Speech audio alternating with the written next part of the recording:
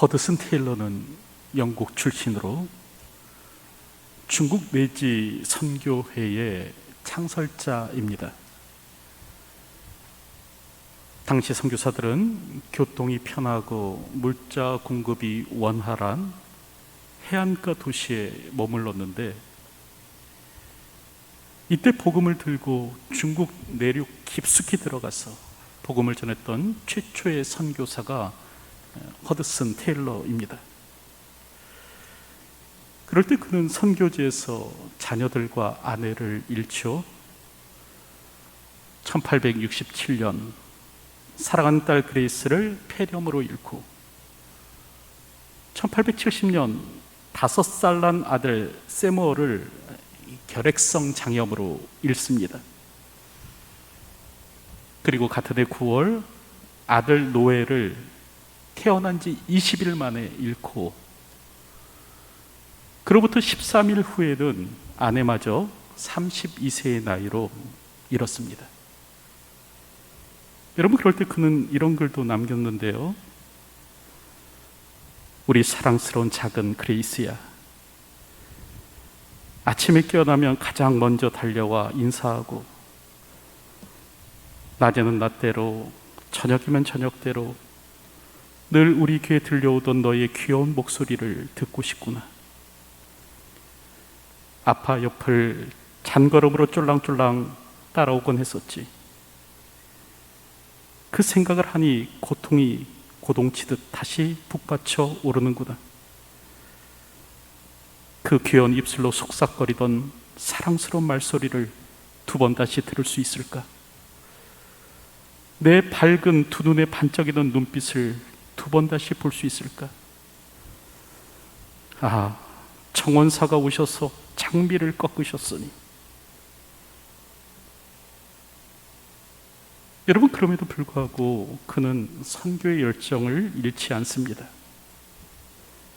그리고 해안가에 머물던 복음을 들고 중국 내륙 깊숙이 들어가서 복음을 전한 겁니다. 그럴 때 이런 허드슨 테일러에게 또 다른 시련이 있었습니다. 어느 날 선교 본부로부터 경고장이 날라온 겁니다. 선교부를 탈퇴하든지 지금까지 진행해온 모든 프로젝트를 중단하시오. 그가 의욕적으로 추진하던 일을 이 선교부에서 제지하고 나선 겁니다. 이로 인해서 말 못할 상실감을 느끼게 되는데, 이때 허드슨 테일러를 잡아준 사람이 있습니다. 그는 허드슨 테일러보다 20살이나 더 많은 스코틀랜드 출신의 윌리엄 번즈 선교사였는데, 그는 허드슨 테일러에게서 엄청난 가능성을 보았고, 자기보다 나이가 어리지만 허드슨 테일러를 따랐습니다. 그리고 허드슨 테일러가 선교부와의 갈등으로 절망하고 있을 때 함께 여행을 떠납니다. 그러면서 끊임없이 같은 말을 반복해 주었습니다. 나는 자네를 믿네. 나는 자네를 따를 걸세. 이 말이 결국 허드슨 테일러는 회복될 수 있었고, 훗날 만약 그가 없었더라면 나는 결코 인생의 위기를 극복할 수 없었을 것이다 라고 말하기까지 했습니다. 여러분, 이처럼 진정한 친구는 하나님께서 우리에게 주신 소중한 선물이죠. 그럴 때 다윗 역시도 마찬가지였습니다. 다윗에게도 요나단이라는 친구가 있었는데, 요나단이 없었더라면 다윗은 인생의 위기를 극복하지 못했을 것입니다. 오늘 보면 1절을 보면 다윗이 사울에게 말하기를 마침에 요나단의 마음이 다윗의 마음과 하나가 되어 요나단이 그를 자기 생명같이 사랑하니라 라고 그렇게 말씀합니다. 요나단은 우리가 알듯 이스라엘의 처음 임금 사울의 아들이죠. 사울이 죽으면 장차 이스라엘의 왕이 될 사람입니다. 반면 다윗은 천대받는 목동 출신이었고 어린 소년이었습니다. 특별히 사무엘상 13장 1절을 보면 사울이 왕이 될 때 나이 40세라 그가 이스라엘을 다스린 지 2년에 라고 말씀하는데, 여러분 이때 블레셋과의 전쟁이 일어났었고요. 이때 요나단은 군대의 장관으로 출정하게 됩니다. 이를 통해 우리가 알 수 있는 것은 아마 이때 요나단의 나이가 최소 20은 넘지 않았을까 그렇게 추정하게 됩니다. 반면 다윗은 징집조차 되지 않은 어린 소년이었습니다. 그러므로 둘 사이의 이 정확한 나이 차이를 알지는 못하지만 아마 요나단과 다윗의 나이 차이가 적게는 10살 혹은 그 이상도 나지 않았을까 그렇게 생각을 하게 됩니다. 그럼에도 요나단은 다윗을 사랑했죠. 오늘 보면 18장 1절을 보면 요나단의 마음이 다윗의 마음과 하나가 되어 요나단이 그를 자기 생명같이 사랑하니라 말씀하고 있고, 또 사무엘상 19장 1절을 보면 사울의 아들 요나단이 다윗을 심히 좋아하므로, 또 사무엘상 20장 17절을 보면 다윗에 대한 요나단의 사랑이 그를 다시 맹세하게 하였으니 이는 자기 생명을 사랑함 같이 그를 사랑함이었더라 라고 그렇게 말씀합니다. 이처럼 요나단은 자신의 생명과 같이 다윗을 사랑했는데요, 여러분 그럴 때 이 둘의 관계를 동성애적 관계로 말하는 못된 사람들이 있습니다. 이 둘의 이타적이고 이 헌신적인 우정을 동성애라고 그렇게 하는 겁니다. 오늘 본문에 하나가 되어 또 사랑하니라 이런 단어가 그 동성애적 성향을 나타내는 게 아니겠느냐, 뭐 그런 말을 하던 거죠. 하지만 하나가 되다 히브리어로 니크샤르입니다. 그리고 사랑하다 아헤부라는 동사인데요, 여러분 이 동사는 모두 정치인들의 충성을 맹세하는 고대인들의 수거였습니다. 고고학적 발굴을 통해서 발견된 당시 조약 문서들을 보면 여러분 약소국의 왕은요 강대국의 왕을 아헤부, 즉 사랑해야만 했습니다. 그랬을 때 이 말은요 여러분 이 동성애를 말하는 것이 아니고요 충성을 말하는 겁니다. 약소국의 왕은 강대국의 왕에게 충성해야만 했다라는 거죠. 당시 사랑이라는 말과 충성이라는 말은 동의어로 사용되었습니다. 더불어 하나가 되다라는 말도 정치적 연대 또는 함께 음모를 꾸미는 문맥에서 사용되는 그런 단어이지 이 성적인 의미를 가진 말은 아니다라는 거예요. 우리가 알듯 다윗은 여러 아내를 두었죠. 사울의 딸 미갈만이 아닙니다. 심지어는 우리아의 아내를 취하기까지도 했는데 이런 다윗을 동성애자로 몰아가는 겁니다. 어불성설입니다. 여러분 더불어 당시 동성애는 엄격한 처벌을 받아야만 했습니다. 레위기 18장 22절을 보면 너는 여자와 교합함같이 남자와 교합하지 말라. 이는 가증한 일이니라. 레위기 10장 13절을 보면 누구든지 여인과 교합하듯 남자와 교합하면 둘 다 가증한 일을 행함인즉 반드시 죽일지니 그 피가 자기에게로 돌아가리라. 여러분 이처럼 동성애에 대해서 엄격한 처벌이 이루어지던 시대였는데 그럼에도 불구하고 다윗과 요나단이 동성애를 즐겼다? 말도 안 되는 주장이죠. 심지어 어떤 이들은 예수님을 또 동성애자로 몰아갑니다. 예수님이 동성애자가 아니라면 왜 33살의 나이까지 결혼하지 않았겠느냐. 홍기가 차면 다수가 결혼하는 것이 유대 사회의 문화였는데 왜 그럼에도 불구하고 왜 예수님은 33살까지 결혼하지 않았을까? 아마 동성애자였으니까 그러했으리라. 이렇게 말하는 사람들이 있습니다. 여러분 이런 말 같지 않은 주장을 하는 사람들이 있죠. 그리고 이런 주장을 퍼나르는 사람들이 있습니다. 이처럼 세상에는요 성경을 자의적으로 해석하는 사람들, 특별히 자신의 목적에 맞게 정치적 목적에 맞게 성경을 왜곡해서 해석하는 사람들이 있습니다.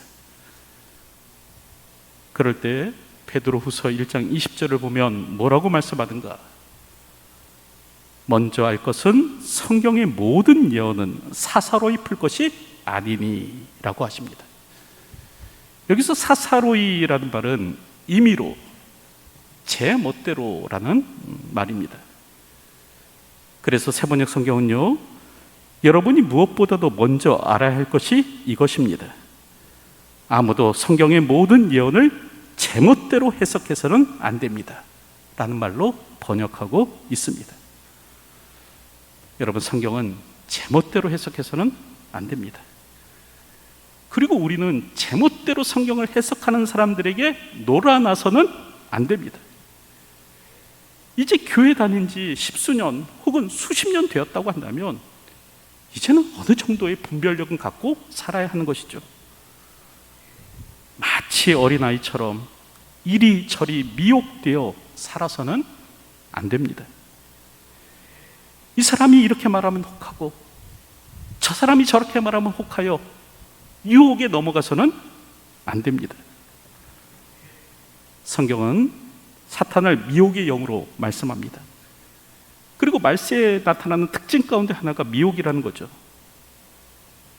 성경을 보면 사탄을 광명의 천사로 가장하나니라고 그렇게 말씀하고 있고, 또한 예수님께서는 말세의 징조를 묻는 제자들에게 너희가 사람의 미혹을 받지 않도록 주의하라고 하셨습니다.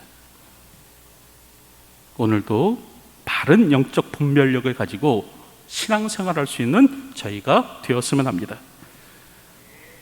미혹하는 자에게 속아 넘어가지 마십시오. 참과 거짓을 분별할 줄 아는 성숙한 신앙인으로 자라나가시기 바랍니다. 오늘도 우리를 미혹하는 자들로부터 자신의 영적 생명을 지켜낼 수 있는 성숙한 신자가 되어야 합니다. 여러분, 이처럼 오늘 성경을 보면 이 요나단은 다윗을 자신의 생명처럼 아끼고 사랑했다라고 말씀하는데, 여러분, 그렇다고 한다면 그 이유가 무엇인가?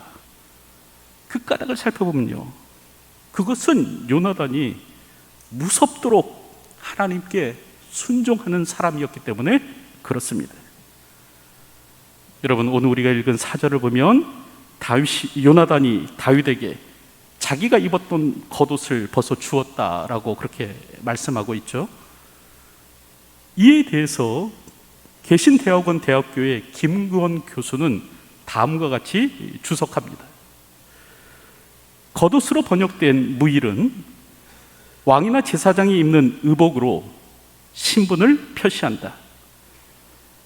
요나단이 사울의 뒤를 이어 왕이 될 인물임을 고려하면 자신의 신분을 상징하는 의복을 다윗에게 준 것은 자신의 왕위 계승권을 포기하고 다윗에게 넘겨준다는 상징이다.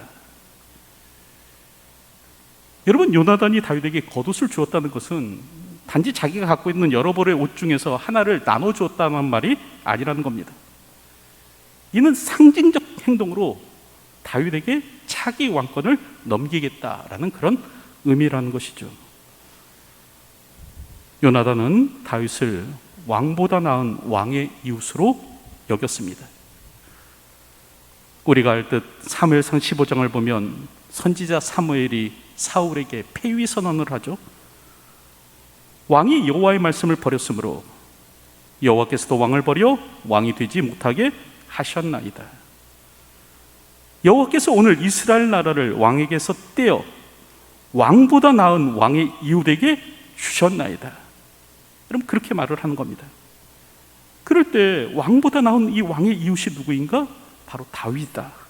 요나단은 그렇게 생각한 것입니다. 그럴 때 그는 자신의 겉옷과 군복과 또 칼과 활을 줍니다. 그리고 목숨을 걸고 다윗을 지켜내기 시작한 것이죠. 요나단은 사울을 찾아가서 다윗을 변호하죠. 그럴 때 사울은 폐역 무도한 계집의 소생아, 내가 이새의 아들을 택한 것이 내 수치와 내 어미의 벌거벗은 수치됨을 내가 어찌해 알지 못하랴. 이새의 아들이 땅에 사는 동안은 너와 내 나라가 든든히 서지 못하리라. 그런즉 이제 사람을 보내어 그를 내게로 끌어오라. 그는 죽어야 할 자이니라. 그렇게 말을 합니다. 여러분, 그럴 때 사실관계를 따져보면 사울의 이 말은 맞는 말입니다. 다윗이 살아있는 한 요나단이 왕위에 오르기가 힘든 것은 사실이고요, 이 왕자 요나단에게 있어서 가장 위협적인 인물이 다윗임은 틀림없는 것입니다. 어찌 보면 요나단에게 있어서 가장 큰 정적은 다윗이죠. 하지만 요나단은 왕을 목표로 사는 사람이 아니었습니다. 왕이 되기 위해서 하나님을 섬기는 자가 아니었죠. 내가 하나님께 봉사하면 하나님은 나를 위해 더 크고 놀라운 일을 해주실 것이다 라는 이유 때문에 하나님을 신앙하는 자가 아니었습니다. 얼마 전 모 단체의 이사장으로부터 문자를 받았는데요, 그 문자 내용이 그런 겁니다. 이분이 어려서부터 과학자가 꿈이었대요. 그런데 한 부흥회에서 너는 죽도록 내 일을 하라, 그러면 내가 네 일을 해주겠다, 이 음성을 하나님으로부터 듣고 신학교에 갔다라는 겁니다. 그런데 여러분, 오늘 본문을 보면 하나님께서는 요나단에게 이 같은 말씀을 하지 않으십니다. 오히려 너는 죽도록 내 일을 하라, 그러면 다윗을 왕으로 세우겠다, 그런 말씀을 하십니다. 많은 사람들이 대가를 기대하며 주님을 따르죠. 예수 믿으면 잘되고 복받을 것을 기대하며 신앙을 갖습니다. 물론 예수 믿으면 잘되고 복받을 수 있습니다. 하지만 신앙의 대가만을 기대하고 예수님을 쫓아서는 안 됩니다. 세상에는 신앙의 대가를 기대하고 예수님을 따르는 사람들이 많이 있죠. 이는 예수님의 제자들 역시도 마찬가지였는데요. 여러분, 그러다 보니까 저들이 무엇을 하는가? 자기들끼리 싸우더라라는 겁니다. 마가복음 10장을 보면 세베대의 두 아들이 예수님께 말합니다. 주의 영광 중에서 우리를 하나는 주의 우편에 하나는 좌편에 앉게 하여 주옵소서. 십자가를 지기 위해서 예루살렘으로 가시는 예수님을 향해서 한 자리 떼어달라고 그렇게 청탁하는 거죠. 이때 10 제자가 분노하죠. 그리고 어떻게 그렇게 약삭빠른 짓을 할 수 있느냐 따집니다. 여러분, 이처럼 성경을 보면 예수님의 제자들 역시도요, 하나님 나라와 복음을 위해서 주님을 따른 것은 아니었습니다. 세상 영광 기대하며 주님을 따랐죠. 그런데 이런 마음으로 신앙생활을 하면 어떻게 되는가? 십자가 앞에서 도망하게 됩니다. 시험이 있으면 흔들리게 되죠. 조금의 어려움만 찾아와도 뒷걸음질 치게 됩니다. 여러분, 우리는 하나님 나라를 이 땅에 심는 예수의 사람들입니다. 하나님의 통치, 하나님의 뜻이 이루어지는 나라를 꿈꾸는 사람들입니다. 물이 바다를 덮음같이 여호와의 영광이 온 땅에 가득하기를 소망하는 사람들이죠. 우리는 우리의 출세를 위하여 하나님을 이용하려는 자가 아닙니다. 하나님의 뜻이 하늘에서 이루어지는 것처럼 이 땅에서도 이루어지기를 꿈꾸고 소망하는 자들이죠. 그럴 때 요나단의 신앙도 이와 같은 겁니다. 그는 왕이 되는 것을 목적으로 산 사람이 아니라 하나님의 계획이 성취되는 하나님 나라를 위해 산 사람이었습니다. 그러기에 그에게 있어서는 누가 왕이 되느냐, 이게 중요한 것이 아니었습니다. 요나단에게 있어서 보다 중요한 것은 뭐냐면 하나님의 뜻의 성취이죠. 그러다 보니 왕보다 나은 왕의 이웃을 통해 새로운 나라를 세워 가시겠다는 그 하나님의 뜻에 대해서 기꺼이 복종하는 겁니다. 네가 아니라 다윗을 통해 하나님의 뜻이 세워져가는 그 나라를 하나님께서 이루시겠다 말씀하셔도 기꺼이 순종하는 것입니다. 우리가 간혹 착각하는 것이 있습니다. 다윗의 꿈은 왕이었고 요셉의 꿈은 총리였고 다니엘의 꿈은 장관이었다. 그랬을 때 저들이 하나님을 잘 믿자 하나님께서는 저들을 높이 세워주셨다. 그러므로 오늘 우리 역시도 잘 믿기만 한다면 다윗과 같이, 요셉과 같이, 다니엘과 같이 될 수 있으리라, 그렇게 생각합니다. 그러나 여러분, 성경의 위인들은 왕, 총리, 장관을 목적으로 산 사람이 아니었습니다. 하나님 나라와 그 나라를, 그 의를 목표로 산 사람들이었죠. 물론 그 과정에서 어떤 이들은 왕이 되기도 했고 총리가 되기도 했고 장관이 되기도 했습니다. 하지만 또한 어떤 이들은 자녀를 잃고 아내를 잃고 순교하기까지도 했습니다. 그럴지라도 하나님 나라를 위해 묵묵히 길을 걸었던 사람들이 성경의 위인들이었습니다. 여러분, 이는 요나단도 마찬가지인 겁니다. 비록 왕이 되지 못할지라도 나는 이 믿음의 길을 걸어가겠다 생각했던 것이죠. 그러기에 요나단은 너가 아니라 다윗을 통해 메시아의 왕국을 이뤄가겠다는 이 하나님의 계획에 대해 분노하거나 섭섭해하지 않습니다. 그저 하나님의 뜻에 묵묵히 복종하는 겁니다. 그리고 하나님의 뜻대로 다윗이 이스라엘의 왕위에 오르도록 돕는 겁니다. 이처럼 요나단은 철저한 순종의 사람이었습니다. 하나님 나라가 우선인 사람이었습니다. 하나님의 뜻이 이루어지기 위해서라면 왕의 자리도 내놓을 수 있는 사람이었습니다. 그렇다고 한다면 오늘 나는 어떻습니까? 오늘도 요나단과 같이 무서운 믿음으로 이 땅을 살아가는 분들이 되셨으면 합니다. 오늘도 요나단과 같이 무서운 충성으로 이 땅을 살아가는 분들이 되시기 바랍니다.